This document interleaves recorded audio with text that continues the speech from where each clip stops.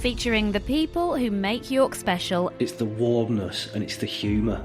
The people who make it. The people who work in the factory are very, very proud of the fact that this is the home of Kit Kat. And the organisation's doing amazing things. A fair number of women say that Kira has saved their lives, so we know we make a big difference. From tourism and history to business, charity and the arts. We are as equally important in the history of this country as London is and as Oxford is. I love the idea that York becomes the UK's alternative to London.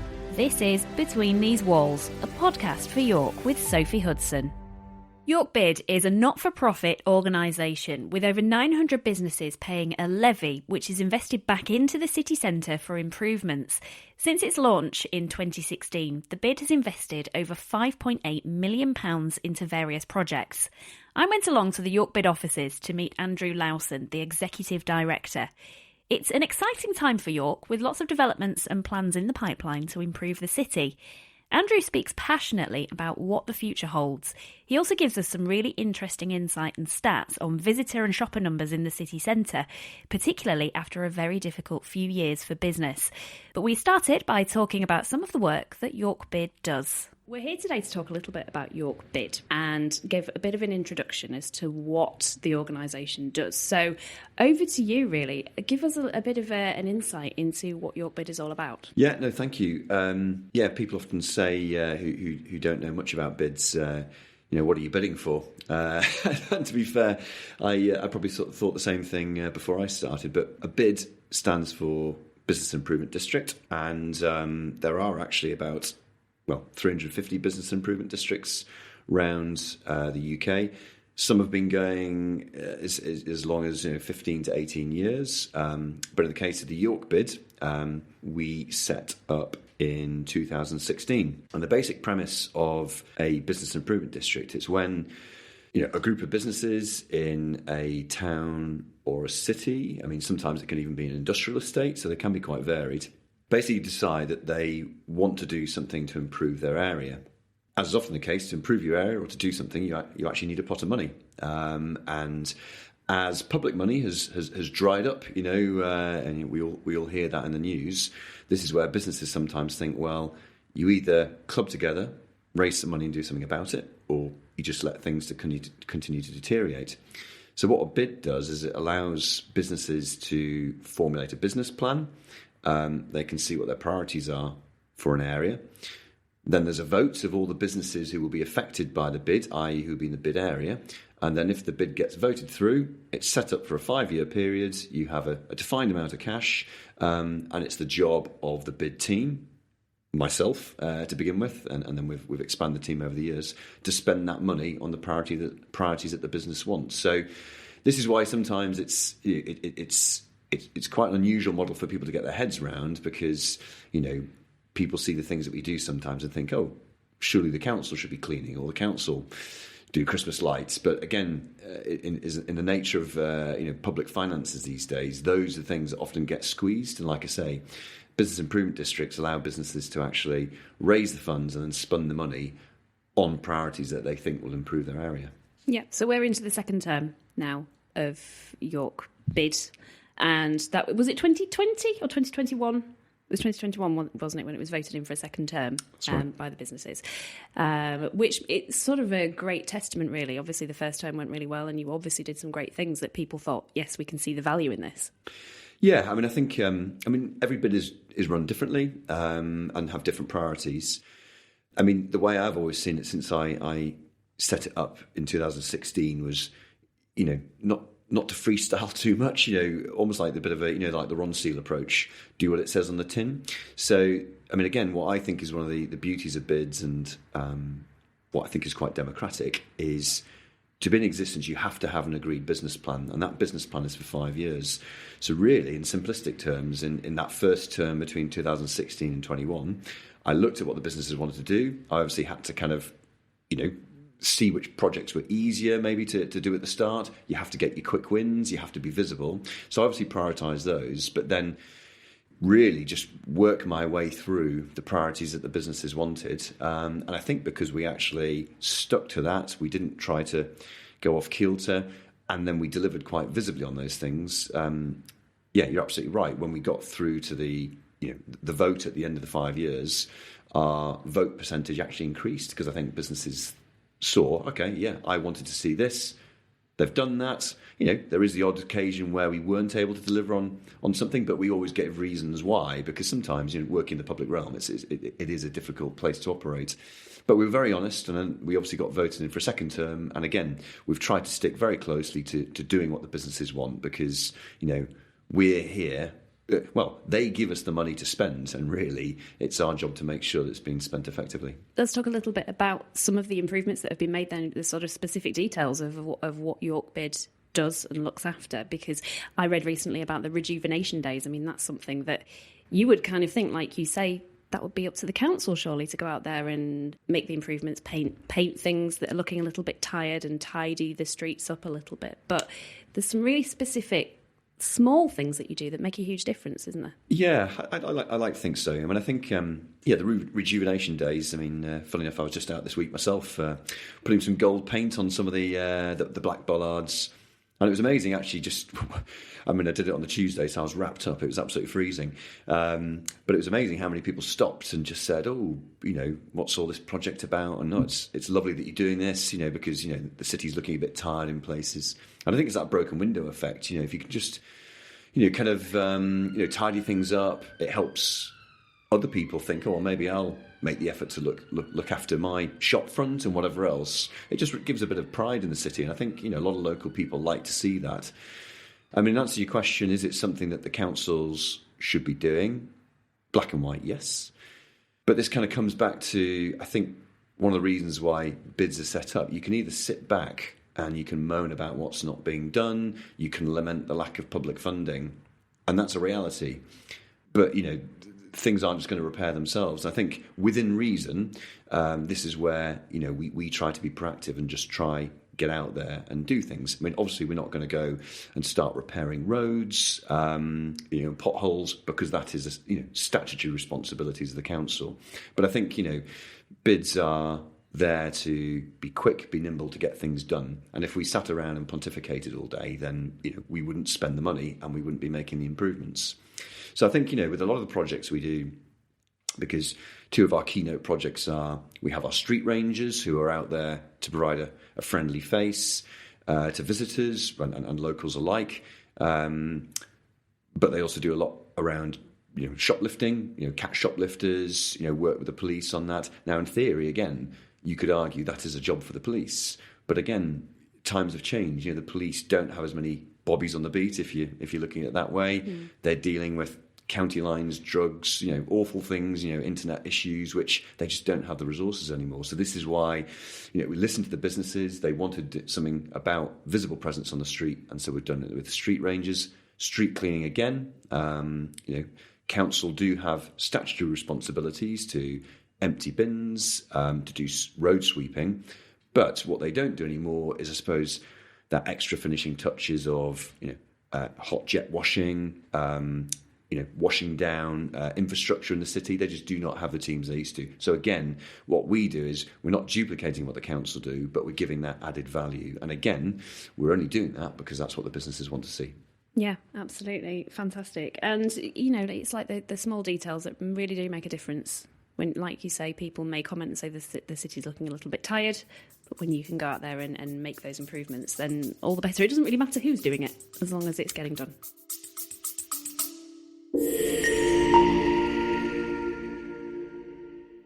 Between These Walls is a podcast just for York. We want to keep it growing and provide more local content that you want to hear. So there are 3 ways you can help. Firstly, I'm on the lookout for local sponsors. If you're from a York business and want to promote on this podcast, drop us an email to btw@soapyproductions.co.uk.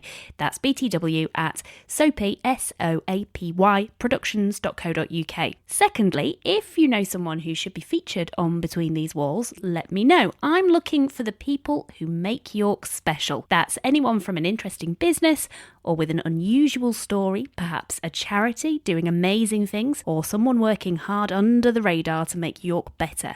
let me know who I need to talk to. Just email btw@soapyproductions.co.uk. And finally, you can help this podcast grow right now by subscribing. Wherever you're listening, just hit the subscribe button and that helps us out massively.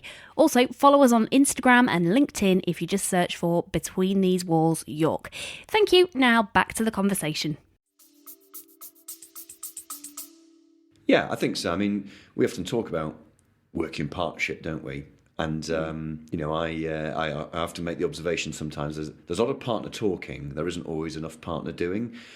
I'd like to think we are an exception to that. Certainly, if I'm bigging ourselves up, we try to do less talking and more doing. And that's partly because that's my attitude to how we run the bid, and the team have followed suit. But also, I mean, going back to the mandate we're given by businesses, I mean, we have roughly about £800,000 a year to spend on our projects. If we don't spend that money, then actually we're in breach of bid legislation. Because if I got to the end of a 5-year term and still had £1 million in the bank, it might look great from a cash perspective, but actually the businesses could turn around and say, well, hang on a sec, we gave you this money to spend on the improvements. Why have you got £1 million left in the bank? So we actually have to spend our money. Yeah, I should just say, because there's a lot of background noise, that we are actually here we're in the nerve centre, aren't we, of York Bid. We're sat right in the centre, in the Red House, where you're based, right in the centre. So you must have some really great connections, or have built really great connections over the sort of term and a half that what are we in with York Bid, with local businesses. So you really get to understand and hear what local businesses want in terms of improvements and what needs to be done, I suppose. Yeah, no, absolutely. Yes, you can hear the noise, but yeah, I think it's a good point actually, because I think we have to be visible in the city centre. I mean, we do flexible working, but I've always been honest with my team. I'm not a big fan of home working, particularly from our organisation point of view, because I think you have to be in the city, seeing what the businesses see, understanding what the issues are. And then, sometimes, be quick to respond, go out and see them. And you can't do that if you're, based at home or in a home office. So we are very operational and we like to be in the centre of things. And yeah, in answer to your question, I mean, one of the beauties of York is it's a city, but it's quite a small, compact city. So our boundary of our business, I suppose, is it's basically all the businesses inside the city wall over a certain rateable value. That's who pay into the bid. So they're our customers. So we've got about 900 businesses.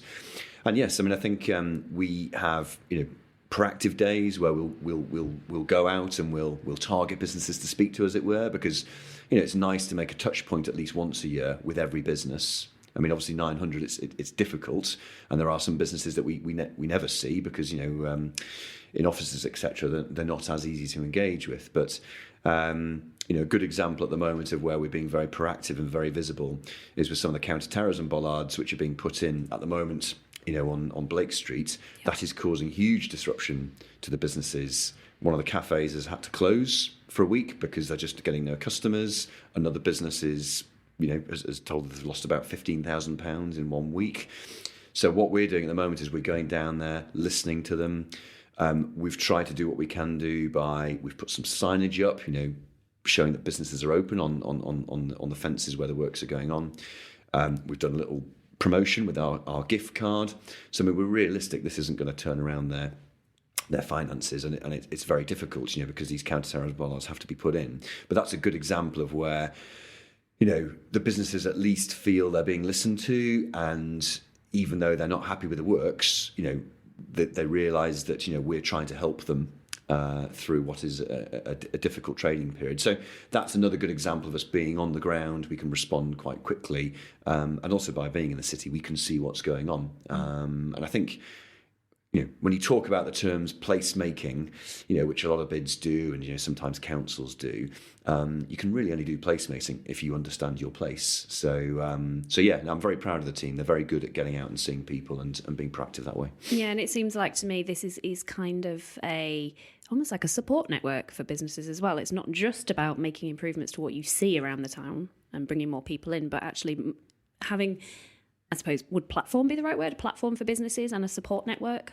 Yeah, I mean, I think there's obviously, this isn't new amongst the business community. I mean, if you look at institutions like the British Chambers of Commerce or the Federation of Small Businesses, they have always provided, I suppose, support networks, especially for smaller businesses. And we one of the beauties of York is we have a lot of small independent businesses in the city centre.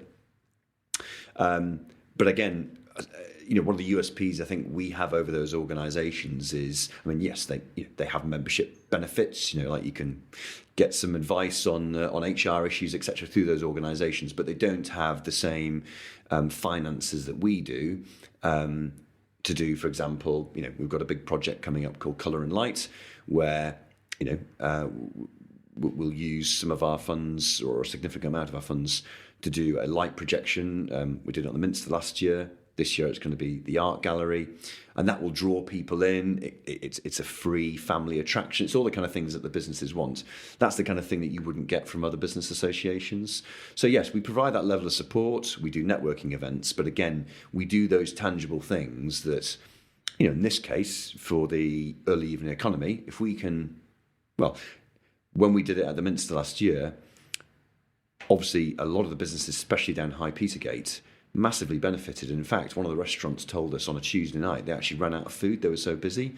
Now that's music to our ears, because actually, that just shows that during a low footfall time of year, we were bringing people in, they were spending money in the businesses, they were benefiting. And again, that's one of the, what's the point of a bid if we're not there to support our customers, but actually help them on the bottom line as well. Yeah, I must say the lights on the Minster, that was spectacular. I'd heard people talk about it and say, you really need to go and have a look. And I'd seen it from afar as I was passing, and then thought, I'm going to wander down and have a look. And when I stood there, it was emotional because it was just so beautifully done. And it's great. So you say that this is going to happen again this year? Yeah. February half term again. Yeah. We're doing a launch, and we've decided to switch the location to the art gallery because even though the Minster was a huge success, again, the fact that we have other businesses, we have a lot of businesses to support. So actually, we're taking it to a slightly different part of the city. So, first of all, York Museums Trust, who run the art gallery, are one of our levy payers, so they will obviously benefit directly.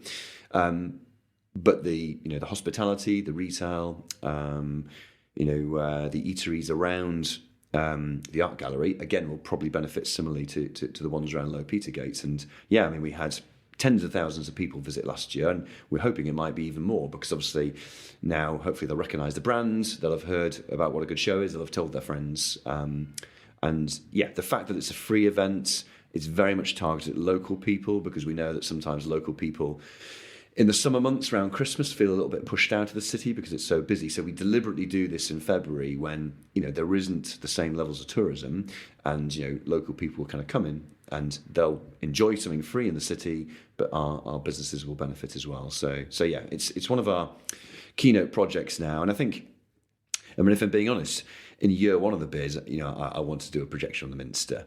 But what you tend to find is with bids is you almost have to start off, and be realistic about what you can deliver in terms of capacity-wise, experience-wise. As bids develop and as we've developed more partnerships. I suppose we've got a better feel for what we can do, what we can't do. So I'd like to think that our projects in the future will become more bigger and better and a little bit more innovative. But that's partly because we've got experience, we've got a slightly bigger team than we used to, and we just know how to operate with partners. So and going back to that partnership thing, it's been very easy working with the likes of the Minster and the York Museums Trust, because they are our levy payers, our customers. We know the people, they trust us, and that's how you deliver a good event. What else can we expect in 2024 then, in terms of events and bringing people in? Have you got things in the pipeline? I have to be honest, like a lot of organisations, we are feeling the squeeze of inflation a little bit, which means we have to rein in some of our ambitions, because with a bid, you get a 5-year fixed budget.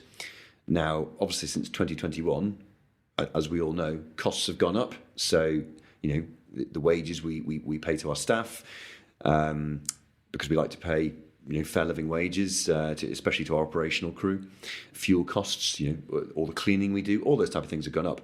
But we can't put our cost ups to, we can't raise our cost to our customers. So we ourselves are having to be a little bit more frugal in the next year, if I'm being honest. However, we will still deliver on the key things that the businesses want. So Also happening in February is and this is one that we do with the Visit York, the tourist board. Yep. There's the ice trail, which, we kind of have developed that with Visit York. Again, going back to when it first started back 2016-17. So we will continue to invest in that. And we deliberately actually, as a bid, try to do ice sculptures on streets who wouldn't maybe be able to afford them because, some of the bigger businesses in town can buy their own. We try to put them on the likes of Warmgate, Micklegate, Goodrum Gate, where there's smaller businesses who can't do it. And that way you can circulate people throughout the town. So we're looking to do that.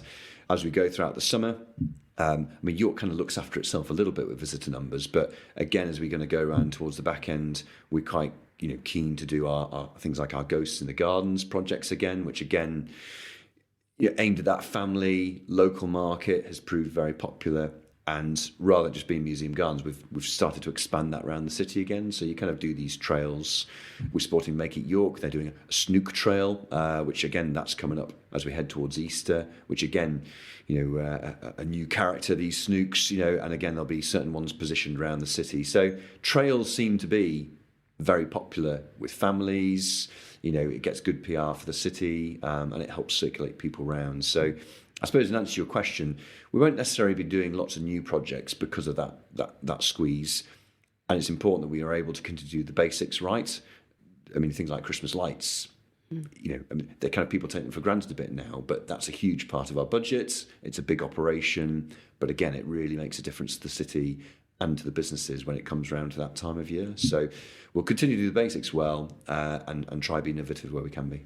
I had a quick look before I met with you on the York Bid website, and you've put out recent statistics for quarter 3 information, wasn't it, about footfall around York and about spending, and you're just expecting a few more figures to come in. But information like that is really valuable because it gives you this great picture of what's happened, particularly pre and post pandemic. Not that I want to dwell on the pandemic too much, but you get to see and understand the movement of people and visitor numbers and spending habits around the city as well.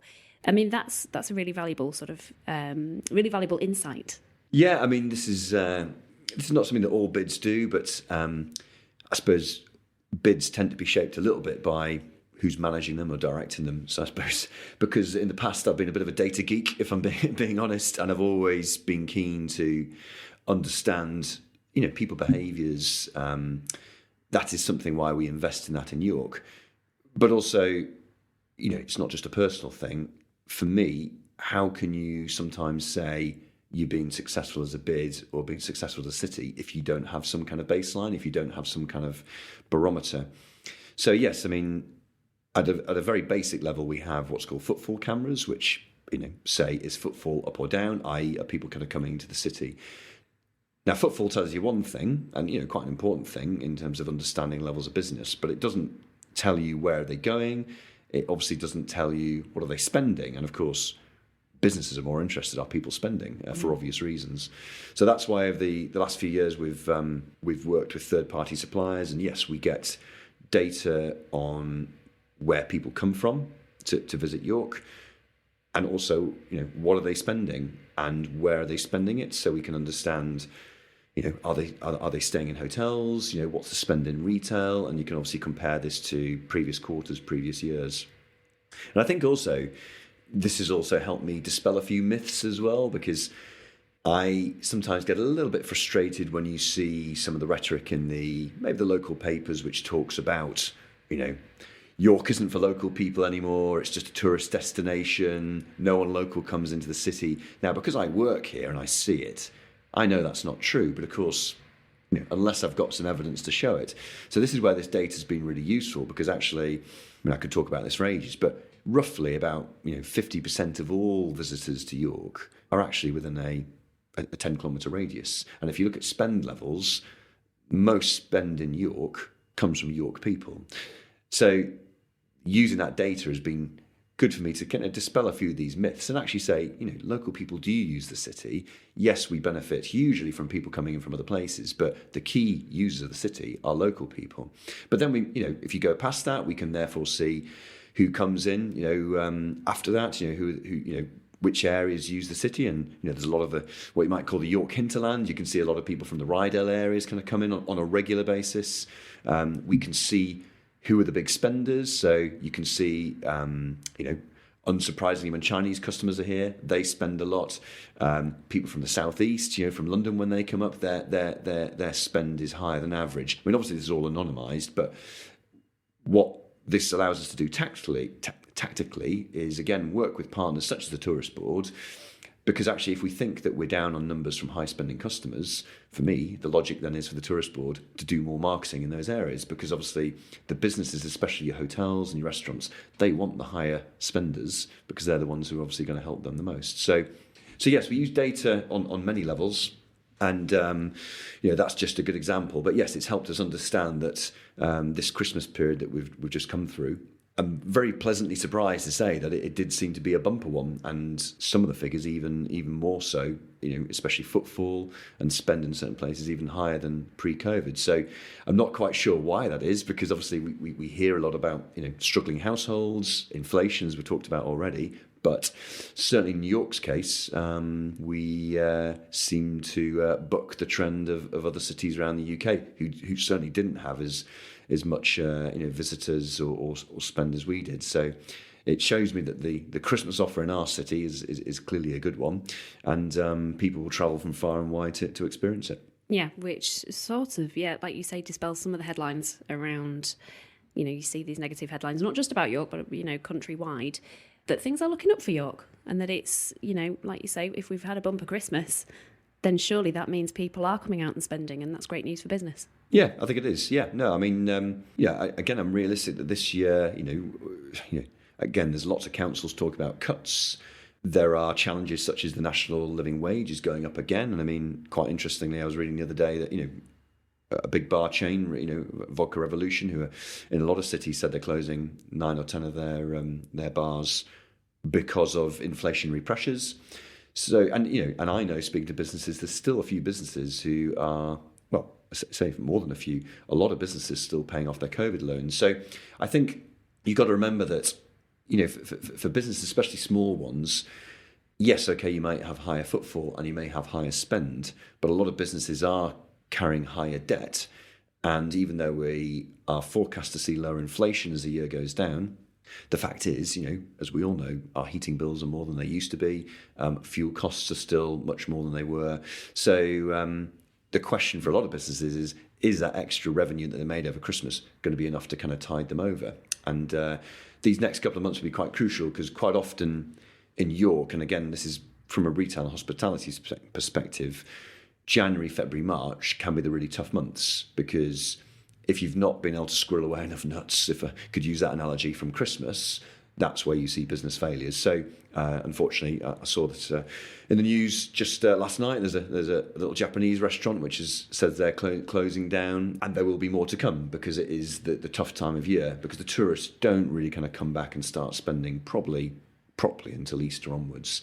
So yes, I mean, I'm always a glass half full person, and I think from what I've talked about in terms of York's performance at Christmas, we had a good summer, as you've already alluded. We've got a lot of good things going on in the city. York Central, the developers have been announced there. There's a good buzz about that. The station frontage is going to be redeveloped. So all these kind of things is bringing money into York, improving it, and that will help our businesses.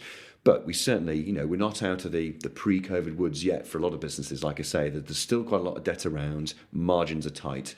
And again, this is why, as a business improvement district, we have to listen to our businesses where they need the help, and then try to do interventions, support networks to help them through what I think will still be quite a tight year when it comes to profit margins. Yeah. So we've talked about 2024 and what that holds. What about the rest of the term? So up to, it's 2026, isn't it, that the term runs to, or this current term? Yes. What are you hoping to achieve then for the remainder of this term? Well, I think, when you've got 900 businesses, you've actually got to start your campaign about a year out from that. So on the basis that, yes, the vote will be in March 26, from March 25, you've got to start speaking to the business about what they'd like to see. So yes, we've probably got about another year of really focusing on delivery before you have to kind of change your tact and start looking at at what you might do in the next term. But I think, the kind of things that we have in our prospectus, which maybe if I was to say we maybe haven't as made much progress against, is maybe something around the green agenda, sustainability. So we would like to try and get more recycling points in the city centre. Again, it's difficult because, the issues of cross-contamination, getting vehicles in to collect the recycling. These may sound like excuses, but it's difficult unless you've got good partnership agreements and also, a bit of joint funding. But that's something which I'd like to make a little bit of progress on if we can do. And then also along those tact, I personally think there is great scope for greener deliveries. I've been down to other cities, London in particular, and rather than having big vehicles kind of coming in, collecting cardboard, plastic, all those type of things, they've set up bike networks and they have bike couriers collecting small amounts from businesses and taking it almost like to a hub. And I think York is perfect for that because it's a compact city to get across, it's flat, and we have committed funding, again, to work with partners to try and get this off the ground.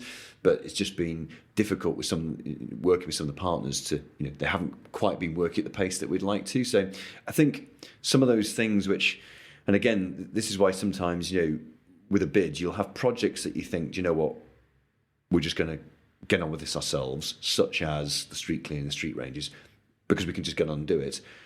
Other projects where you've got to work with multiple stakeholders, those are the ones that sometimes can be frustrating for a bid because you might commit the funding, you may have agreement at board and you're chomping at the bit to do it.